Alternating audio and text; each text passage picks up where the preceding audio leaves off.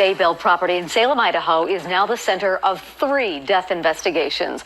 Not only were Tylee Ryan and J.J. Vallow buried there, but Tammy Daybell, Chad's first wife, also died while sleeping inside the home. Those suspicious circumstances are under investigation.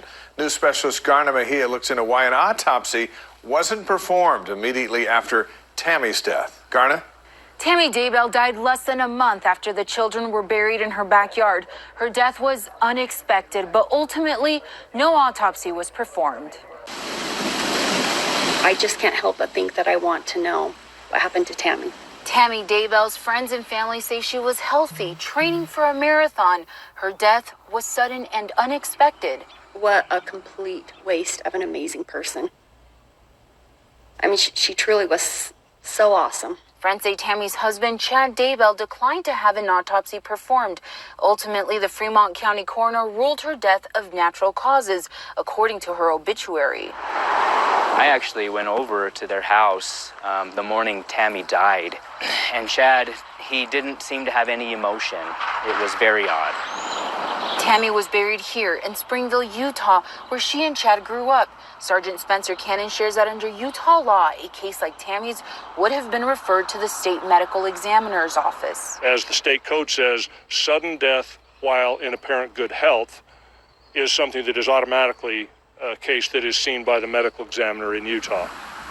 Cannon spent 8 years as an investigator for the medical examiner. He says family members don't get a say on whether an autopsy is performed. We try to let them down easy, but we tell them, I mean, state law prevails here, and for the good of everybody, it has to. But in Idaho, there isn't a state examiner. As University of Idaho College of Law professor Samuel Newton explains, death investigations are handled by county coroners. The coroner may go and examine the scene and say, oh, we don't necessarily need one, but the statute does require the coroner to at least do the investigation, and I think the autopsy would be up to the discretion of the coroner. County coroners serve 4-year term elected positions and are only required to attend a coroner school and complete 24 hours of additional training every 2 years, according to state statute.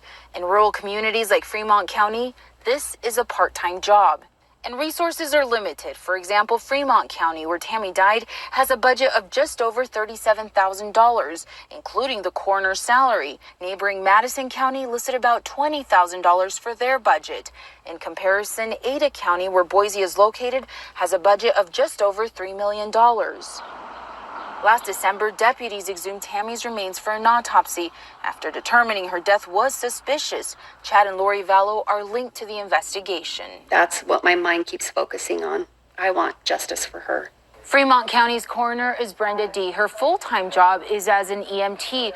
We made several attempts to contact her and the Fremont County commissioners and did not receive a response. I'm Garna Mejia.